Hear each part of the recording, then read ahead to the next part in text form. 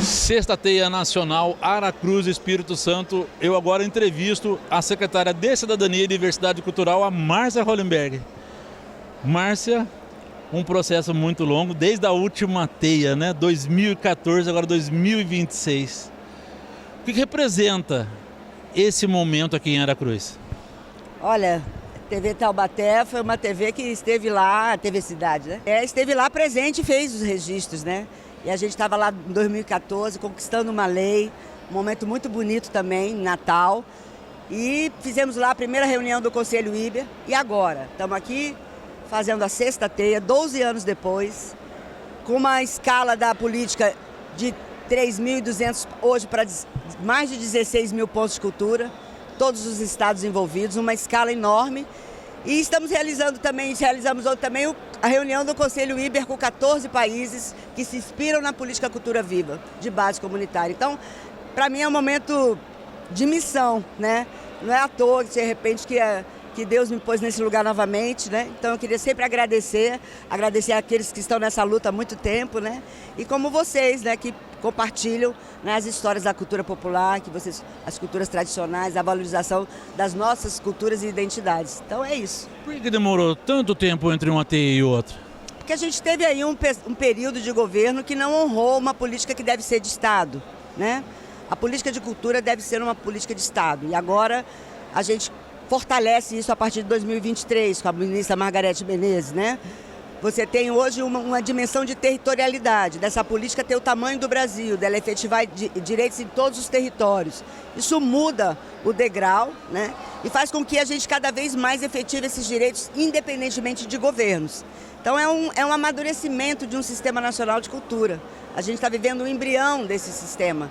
E o Cultura Viva é um dos grandes ativos, né? Porque ele articula os três entes, ele tem obrigatoriedade, tem piso, tem um cadastro, tem normas comuns. Então ele é a primeira política que coloca o sistema articulado, entendeu? Junto com a sociedade civil, que é a grande inovação, porque a gestão é compartilhada. E este momento aqui é um momento de pactuação, um momento onde os gestores, junto com a sociedade civil, definem de uma forma comum diretrizes para avançar nessa política. Porque o que a Política Nacional Aldir Blanc fez foi alavancar esses direitos culturais, né? Então, todos os entes hoje têm recursos e responsabilidades para honrar e efetivar direitos. 2026, lá em Natal era, né, o Brasil em seu lugar. Agora, em 2026, o tema é os pontos de cultura pela justiça climática, né? O porquê desse tema, né, dessa temática e como que isso tem sido articulado. É um compromisso que os pontos de cultura assinam também para esse pacto global em que o Brasil está entre os principais países do mundo clamando por essa justiça climática? Eu gosto de falar que a gente contribui para a transição energética por conta do trabalho que a gente faz para a transição ética. A cultura traz os valores e traz significado à natureza, à vida, às pessoas. Então, é pela cultura que a gente pode mudar o mundo, né? A gente não é um ODS, né, um Objetivo de Desenvolvimento Sustentável específico, mas é a gente que lê todos eles e que dá significado a eles. Então, é por meio da cultura que a gente pode fazer uma grande mudança no mundo, uma mudança de comportamento, de olhar sobre as coisas, de passar do ter para o ser, né? Então, a cultura é este elemento. E a outra questão é que o campo das linguagens artísticas é um forte campo de sensibilização, de mediação, de humanização das pessoas. E a gente ainda tem os saberes tradicionais, né? Essa relação que as populações indígenas têm, né? O impacto de um desenvolvimento sem regras, de desenvolvimento onde os recursos da natureza não são infinitos e não são, né? Então, o uso da água, né, o desmatamento, né, a grande indústria, o agronegócio, todos têm que rever, né, o processo de desenvolvimento, porque o planeta é um só, né?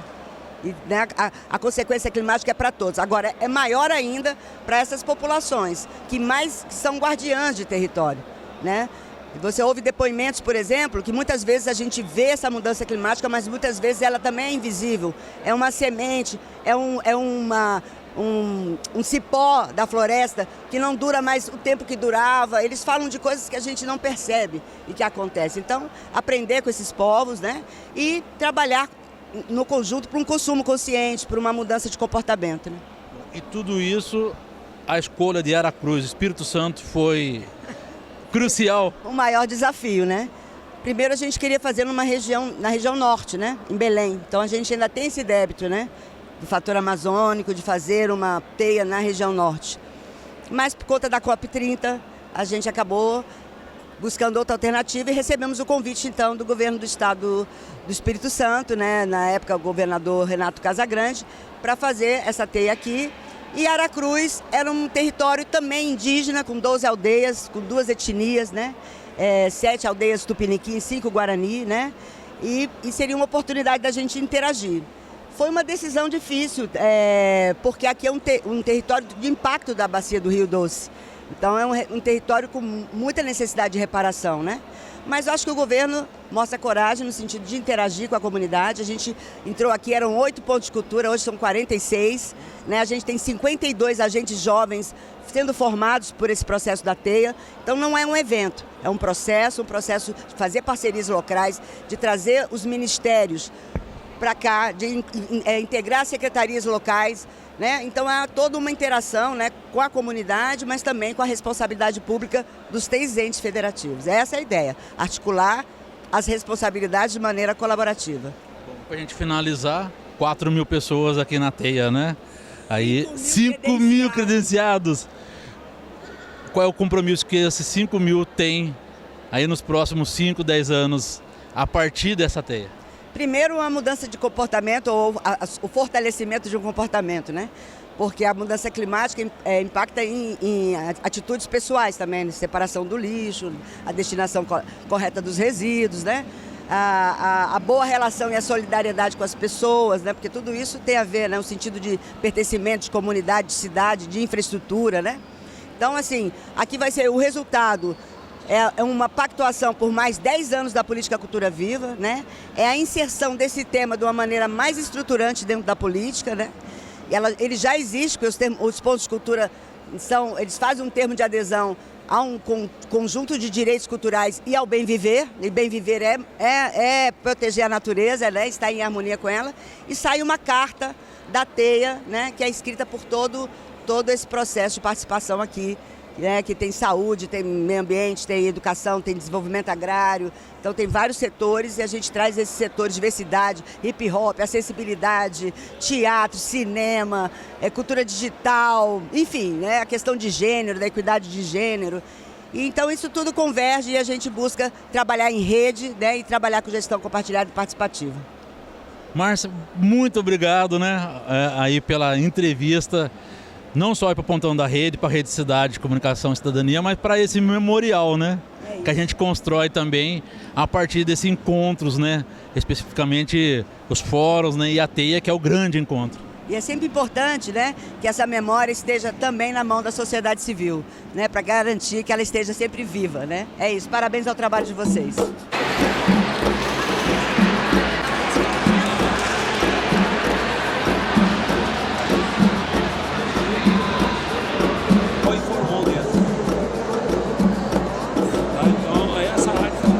Não sei se para cá tem, alguém conhece aqui.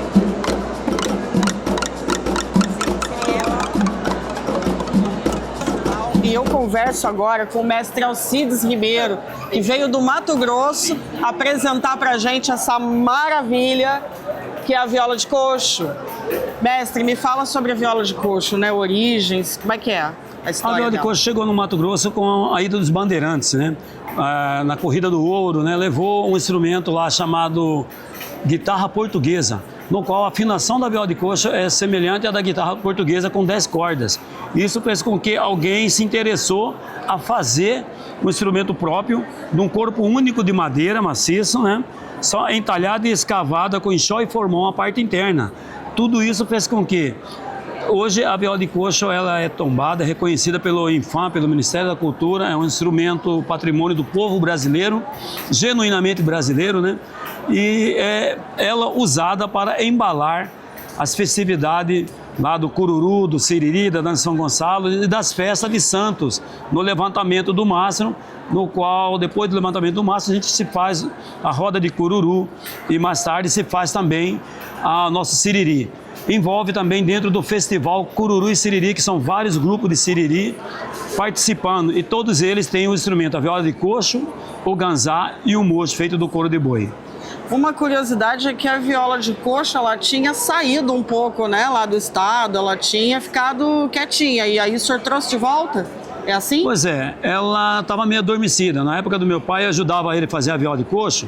A gente tinha vendas, uma viola de vez em quando por mês ou 2 meses. E hoje não aguento mais assim, tantas encomendas, né? E a viola ganhou um reconhecimento a nível nacional, que vários músicos estão tocando a viola de coxo, vários tipos de música diferente. Isso faz com que a gente surge várias encomendas e a gente está aí com esse trabalho em família. Temos o Museu da Viola de Coxo, que a gente fundou também, para contemplar os antigos artesãos da época do meu pai, no qual não teve esse reconhecimento que eu tive, esse privilégio de ser contemplado, conhecendo vários estados brasileiros e até país, através da viola de coxo. E me fala uma coisa, né? É um instrumento que ele pode ser tocado a qualquer momento, né? Como a viola caipira, ou ele tem uma festividade especial, um momento especial para ser tocado? Ele pode ser tocado, como disse, nas festas de santo, momentos especiais que a gente usa ele. Hoje os músicos estão tocando, afinando ela como violão, tocando outros tipos de música da popular brasileira, né? E a gente também tem o privilégio de ver hoje várias gravações em canais de televisões, em outro lugar de mídia, músico tocando a viola de coxo, porque é interessante, eles acham muito interessante um instrumento todo fechado à frente, não tem uma abertura e solta um som que é classificado como som de veludo, som de água. É uma coisa muito maravilhosa esse som, que eles encantam com esse instrumento e faz questão de adquirir para poder estar tocando. E me fala uma coisa, né? Parece que tem gente famosa a quem o senhor apresentou a viola de coxo, né?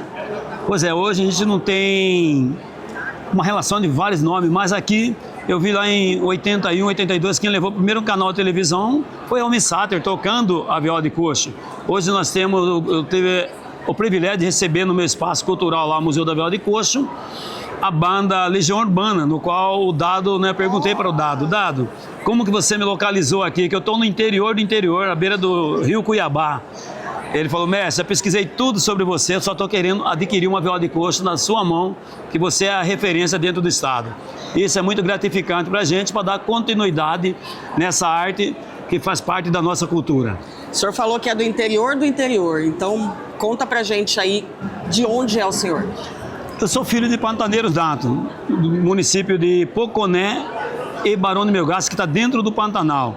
Hoje estou no município de Santo Antônio de Leverger, à margem do Rio Cuiabá, no qual nós temos vários municípios, desde a Chapada do Guimarães, onde nasce o Rio Cuiabá, na região lá do Manso, onde nasce também lá na região de Diamantino o Rio Paraguai, né? Então a gente tem a influência da viola de coxo do ribeirinho nas suas comunidades.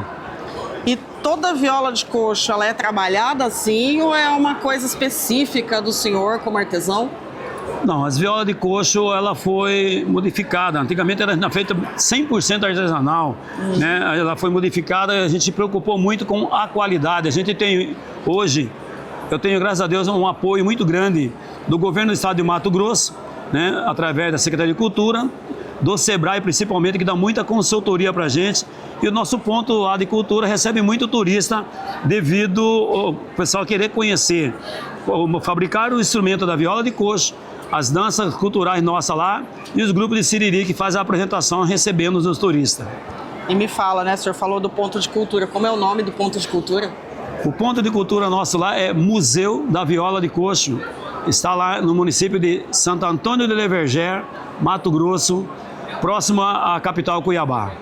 Bom, nós estamos na Teia Nacional, a 6ª Teia Nacional, né? Um espaço que envolve fazedores culturais do Brasil inteiro, cujo tema é a justiça climática, né? O que o senhor pensa a respeito? Estar aqui para o senhor, o que significa?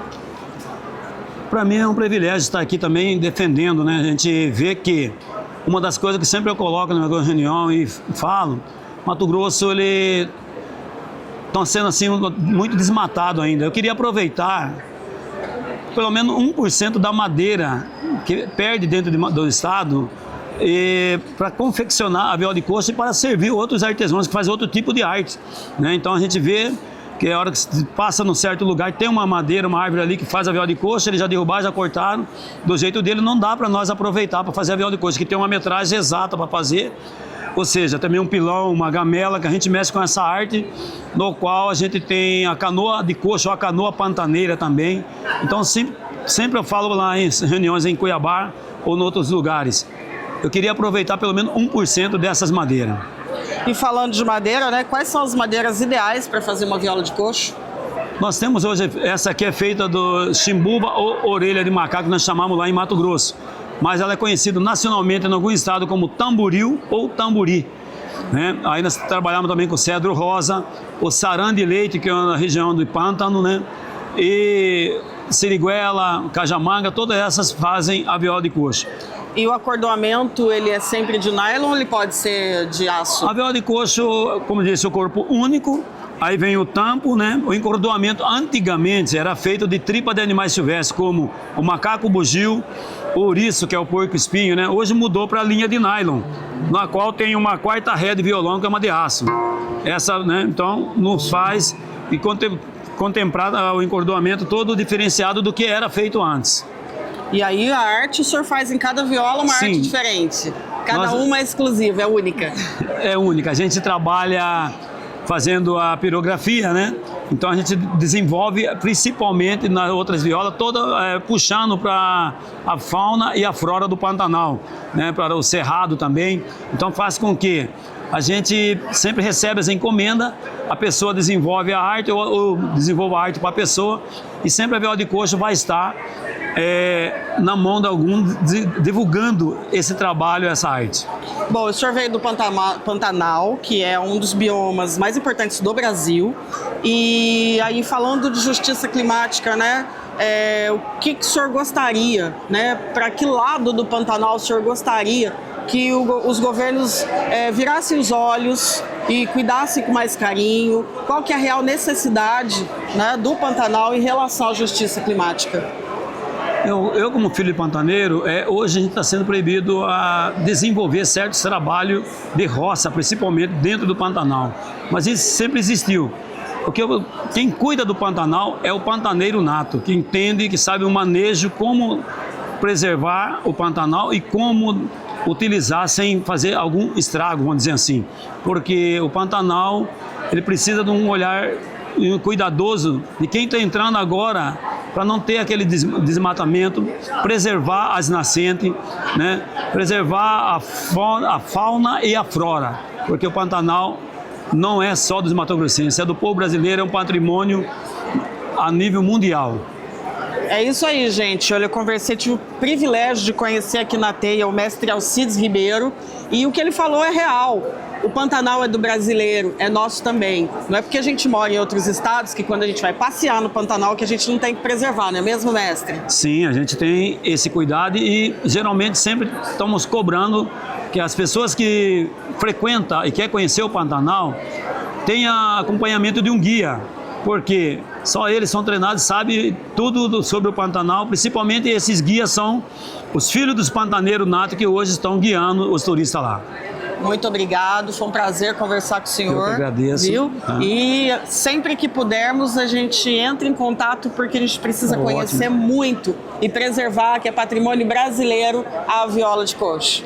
Eu tenho a grata satisfação de ter, não tenho hoje o nome gravado certinho, mas aqui no Espírito Santo a gente tem alguém que já adquiriu a viola de coxo, algum músico do dia. Então a gente está hoje, é uma grata satisfação estar atendendo os músicos do Brasil todo. Espero que lá no nosso estado, em São Paulo, no nosso Vale do Paraíba, alguém também já tenha adquirido aí uma viola de coxo do senhor. Com certeza, eu digo, hoje meus clientes número 1 que adquire viola de coxo é mineiro e paulista. Em São Paulo a gente desenvolve muito trabalho e eu estou indo apresentar no Sesc Pinheiros, no final do mês de junho, a viola de coxo, o ganzá e o mocho que acompanham a viola de coxo, que são outros instrumentos de percussão. Bom, então vamos terminar essa matéria com o senhor dedilhando alguma coisa na viola de coxo, pra gente entender esse som aveludado. Vou fazer um ritmo que é nosso, que é no siriri, que é mais ou menos assim.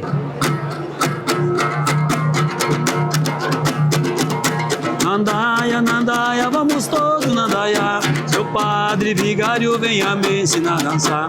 Nandaia, nandaia, vamos todos nandaia. Seu padre vigário venha me ensinar a dançar.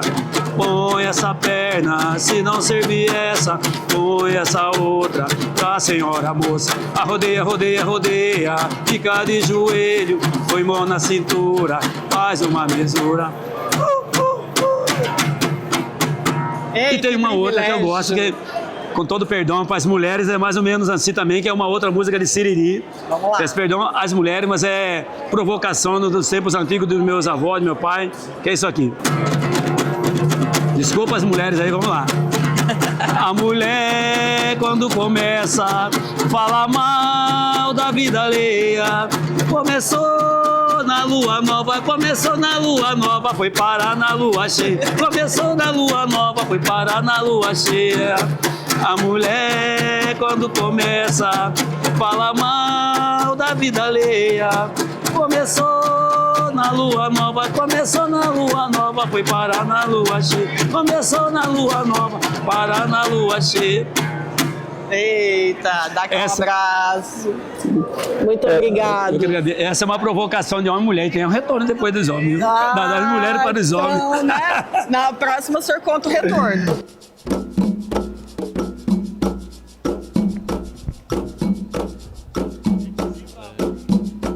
Teia Nacional 2026, Espírito Santo, cidade de Aracruz. Aqui ao meu lado o Cadu Olivier, ele que vem representando o estado do Tocantins e uma arte importante, né? Uma arte milenar, que é a arte circense. Cadu, como que tem sido esses dias de participação na Teia, né? E fala um pouco também do trabalho do seu ponto de cultura que você vem trazendo para essa Teia 2026. Bom, aqui é um espaço de muita troca, muito aprendizado, é um espaço onde as pessoas se conectam, um espaço onde as pessoas vêm com o coração aberto para estar ali se conectando, se ligando mesmo, né? E vindo trazer as suas lutas, né? Então pra gente é muita referência, muito aprendizado. É a minha primeira Teia e eu acredito que ninguém passa por aqui e sai daqui a mesma pessoa. Com certeza leva muita bagagem, leva muitos contatos, né, para os seus territórios, e isso é fundamental, né? Então assim, eu que trabalho com circo, tô com 20 anos de carreira trabalhando com circo. Meu circo está fixo no Tocantins, em Taquarussu, Palmas. Taquarussu é um dos portais do Jalapão e lá nós desenvolvemos um trabalho de circo social, né, que trabalha com acolhimento de crianças e adolescentes em situações de vulnerabilidade e também a parte de educação ambiental, onde nós seguimos a linha da permacultura. Então, nós até criamos um termo que permacultura é a cultura do permanente, né, são práticas ancestrais de ocupação humana e unido com novas tecnologias. Então criou-se aí esse termo permacultura. E o nosso circo, ele é fixo, ele é permanente, ele também traz o conhecimento ancestral, o conhecimento, né, saberes tradicionais, saberes de diversas gerações que chegam até os dias de hoje, e nós unimos também com esses, antenado no mundo, né, nós unimos aí com essas tecnologias, com esses conhecimentos contemporâneos, com essa atividade viva. Então é o permacirco, e aí nós temos esse termo lá que é o permacirco, e trabalhamos com a formação de crianças e formação de arte educadores ambientais também, que são pessoas que podem trabalhar com multiplicando, né, os conhecimentos do circo social e dessa parte de educação ambiental em seus territórios, trabalhando com as comunidades. E então o foco principal do circo é esse, mas também o circo tem a parte artística, profissional. Nós somos um atrativo turístico da cidade, então também temos ali a prática do turismo de experiência, né, que o circo envolve. Então assim, para se viver de circo no estado mais novo do Brasil, que é o Tocantins, inclusive hoje Palmas está fazendo 37 anos, é muito novo. Então a gente ainda está num território que tem 5.000 pessoas e a gente vive de circo, temos uma lona, né? Um espaço grandioso para se cuidar, e o Tocantins ele carece muito de políticas públicas, muito mesmo. Então acaba que é um desafio enorme, é só para os grandes sonhadores mesmo. Pois é, eu ia até perguntar sobre isso, porque circo na essência ele é itinerante, né? Quando uma praça às vezes não dá muito certo, às vezes não rende, né? Ele muda, vai mudando. Exatamente. Ele tem esse nomadismo, né? O nosso não, o nosso é um circo fixo, então nós temos que usar o termo aqui, né? Atirar para todo lado para conseguir sobreviver de circo nesse território. E lá também a gente faz o Festival Internacional de Circo de Taquarussu do Tocantins, que está chegando esse ano na 13ª edição, que é esse evento aqui da minha camiseta. E ele traz promove o acesso, democratiza o acesso à arte, ele traz uma programação toda gratuita, são diversos artistas que se mobilizam para estar lá, sabe? São 13 anos fazendo essa história acontecer. E em 2014, quando houve a primeira edição, foi o primeiro festival de circo do norte do Brasil. Então olha como é escasso, como é isolado nesse território. O norte precisa de mais atenção, precisa de mais políticas públicas, precisa dos olhares, né? E para você ter uma ideia, esse festival ele vem acontecendo na pandemia, ele aconteceu de forma online, foi o primeiro festival de circo online do mundo, né? Tem vários registros, aí, vários relatos sobre esse acontecimento, e sem recursos, né, fixos, sem um financiamento direto. Então assim, é uma militância, é muita luta, né, porque em São Paulo toda semana tem um festival de circo, né? Existem várias políticas, tudo bem que é muita gente, né, e as pessoas conquistaram isso, então, mas lá no norte todo, o nosso é o maior evento, e pense, é uma cidade de 5.000 pessoas, né, que reúne muita gente, então é uma referência nacional esse movimento lá. Então tem o trabalho de educação ambiental, tem o trabalho turístico, tem o trabalho de produção cultural, que é o Festival de Circo, e tem o trabalho socioambiental, que trabalha com a criançada da comunidade. Esse é o Circos Caco, esse é o nosso trabalho lá em Taquarussu, no Tocantins. E lá, vocês são ponto de cultura, pontão, ou tá ligado de alguma forma à Rede Cultura Viva? Porque tudo que você falou vem em confluência com o assunto, né? Com a temática da TEI aqui, que é a justiça climática, né? Você aí tem na sua essência a justiça na própria mão, né? O PIF feito de cano. Sim, nós somos ponto de cultura. Desde 2015 nossa associação se formalizou, né? Certificou-se tudo, e aí estamos ligados nessa rede, não só nessa rede, mas também nós fazemos parte da Rede Circo do Mundo Brasil, que é uma rede de circos sociais que se organiza também, né? E tem trazido aí a conexão de diversos projetos nessa linha, né, do circo social pelo Brasil, unindo as 5 regiões. Então, com certeza, a rede do circo ela vem se fortalecendo, né? Tem a rede de festivais de circo, tem a rede de circo de rua, né? E aí o circo ele tem se articulado, inclusive agora acabamos de sair uma lei que torna o circo cultura popular brasileira, né? Então assim, isso é a conquista de muita luta, de muita articulação. E lá no norte, por mais que sejamos, né, poucos, mas somos poucos em vários lugares, e acaba que isso nos deixa ser muitas pessoas fazendo circo, né? Por mais que o norte seja muito grande e uma população mais enxuta. Mas só um exemplo que eu preciso trazer aqui, é muito difícil esse lance no norte, nessa questão, por exemplo, de captação de recursos.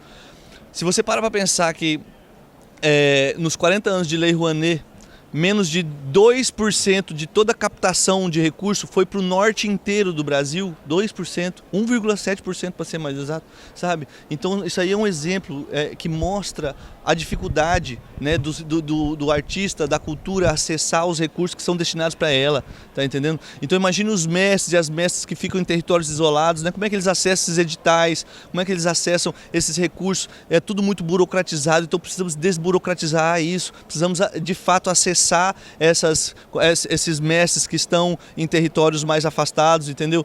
Para poder se fortalecer, para poder dar continuidade no grande sonho de viver de arte e cultura, de transformar o mundo através da cultura, da arte, da educação, sabe, da educação ambiental. Então é fundamental dar essa atenção, né, a esses territórios mais isolados. Mas como deveria ser feito isso, né? Que as discussões acontecem, que os fóruns estão acontecendo, né? E essas demandas são apresentadas. Que soluções poderiam ser apresentadas aqui para diminuir, né, essa burocracia e esses mestres dos territórios isolados tivessem a contemplação, no caso do fomento, mais facilitada? Olha, na construção agora, né, aqui no fórum, por exemplo, ontem, vários tópicos ali tem falado sobre a desburocratização, inclusive foram coisas que estão citadas ali na parte de sustentabilidade da criação artística, parte de trabalho, economia criativa, são formas da gente tá expondo, né, a necessidade é colocar ali e tal, levar para discussão e tudo mais. E na verdade precisa-se de uma comissão para mapear isso, ir atrás, sabe, ver onde que está acontecendo, ver o que de fato está acontecendo e tentar trazer o acesso, viabilizar o acesso dessas pessoas a essas formas de fomento, né? Porque, querendo ou não, do jeito que está, quanto mais burocrático, mais complexo, tentando manter a solidez e a verdade ali, né, na hora de fomentar, você acaba que vai dificultando tanto que acaba caindo nas mãos das grandes produtoras. Você está entendendo? E aí o mestre e a mestra ali fica refém, né? As pessoas que fazem a cultura acontecer ficam refém dessas grandes produtoras. O recurso que de fato era para chegar para eles acaba sendo diluído antes e chega o mínimo, entendeu? Então assim, acontece de uma forma muito dificultosa e acaba que chega, mas é dessa maneira. Então eu acho que poderia... Eu não sou um técnico especialista para trazer a resposta correta para você aqui e também, né, precisamos estar pensando juntos nessas formas, mas essa é uma necessidade que a classe tem, né? Principalmente a classe do circo, que tem ali, a vida do circo ela é muito, muito difícil, né? Do circo itinerante, existem várias barreiras, vários bloqueios das cidades para o circo entrar, né? Vários preconceitos. Então, assim, o acesso, pensa, você tem uma criança, ou tem um filho no circo, a criança que passa 10, 15 escolas diferentes durante o ano, sabe? Existe uma legislação para isso, mas não é fácil, você estar sempre mudando. Como é que você trabalha essa questão da educação, sabe? E os mais antigos, que tem ali pouco recurso, pouca estrutura, sabe? Eles ficam ali, vivem aquele mundo, mas não tem dificuldade de se atualizar, entendeu? Então, assim, como acessá-los, né? Como abraçá-los, né? Um exemplo, por exemplo, Mestre Jamelão, por exemplo, que passou a vida dentro da Escola Nacional de Circo e na reta final sucumbiu mediante ali a reorganização da Escola Nacional e foi excluído da Escola de Circo. Uma falta de respeito da própria instituição, a falta de respeito de toda a organização da cultura ali local. Então, assim, e era um cara que estava ali dentro, entendeu? Então, assim, só que nessas condições, sabe? Mestre, tem um saber incrível, um notório saber maravilhoso, tem experiência, tem tudo, mas não dão a devida atenção, você está entendendo? Então é só um exemplo, né? Existem milhares de mestres que morrem à míngua, morrem aí sem nada, sem onde ter onde cair morto, só com o seu legado, com a sua história, né? E é o que dizem, né? Só amor não enche barriga não, né? Então precisa-se lembrar dessas pessoas, né, que estão ali dedicando a vida à cultura, dedicando a vida a levar a identidade de um povo, né, a tá dando mais brilho, mais cor, fazer as coisas terem sentido, né? As pessoas vivem para isso e essas pessoas precisam de muito respeito, precisam de muita atenção. Eu acho que é mais ou menos isso assim que eu estou querendo passar. Bom, e dentro do que você quer passar, eu gostaria que você passasse também a essência desse pífaro, né? E falasse um pouquinho, por que você construiu ele com cano PVC, como que é feito isso? A quem você homenageia também? Bom, o nosso circo se chama Circo Os Caco, né? Era uma dupla de palhaço, Cadolino e Colômbia, que lá no início nós éramos assim, zero recurso, né? E aí a gente trabalhava no semáforo nesse período, fazendo malabares. E em Goiás não tinha lugares que vendiam os equipamentos, e a gente gostava muito desse lance de estar passando algo educativo, né, uma formação, e aí a gente começou a construir os nossos brinquedos de malabarismo e cenografia com material reciclável, né? E aí fomos conhecendo diversos aparelhos circenses, diversos instrumentos musicais, e um deles foi o pife, né? É um instrumento, pelo que eu conheci com a cultura popular, um instrumento de origem árabe, que chega, né, ao Brasil e foi disseminado principalmente pelas bandas de pífano, né, as bandas cabaçais, principalmente no Nordeste. E aí, com as vivências, aprendi a fazer com o Damião do Pife, que é um músico lá de Caruaru, Pernambuco. E aí aprendi com ele, e aí com o mestre Vanildo, lá do Ceará, eu peguei essa afinação, né? Ele me passou a medida certinho e tal. Então aqui é um cano PVC de meia polegada, eu tampo aqui com a rolha de vinho e faço os furos com a faca, entendeu? Então assim, eu gastei o quê? Nem R$3 para fazer um instrumento desse, né? E um de bambu custa aí, depende de 50 a R$400, dependendo da qualidade. Então, assim, isso aqui é uma forma de tornar acessível, democratizar o acesso ao instrumento, à musicalidade, à possibilidade. E é levinho, sabe? Posso guardar em qualquer lugar, ele pode cair no chão que não quebra. Então, ele tem essa durabilidade e tem essa ideia. Por exemplo, esse cano aqui eu achei nessas caçambas de demolição de casa, era um cano de cozinha que você dava pra ver o joelho descendo assim e tal. Aí peguei, limpei ele direitinho e consegui fazer esse instrumento aqui, e ele faz um som lindo.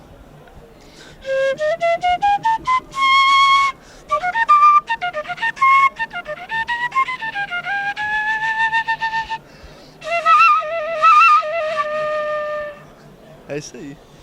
Cadu Olivier, quero agradecer a sua entrevista, né? Essa lição, né, pra gente que... Eu também estou aprendendo. Que a gente que também gosta do circo, aí eu vou ficar emocionado. E sabe o quanto que é importante essa arte, né? Essa arte milenar, como o pessoal fala, é mãe de todas as artes do circo, né? O circo, ele também democratizou o acesso às artes, porque ele levava o teatro, a música, a dança, as novidades para as periferias, né? Principalmente antes da TV, né? Ele estava em todos os lugares, e isso aí levou a cultura para todos os cantos. Então o circo é fundamental para a formação cultural que temos hoje, né? Foi fundamental e ainda é. Cadu Olivier, presidente da Associação Circo Os Cacos, direto da Teia 2026.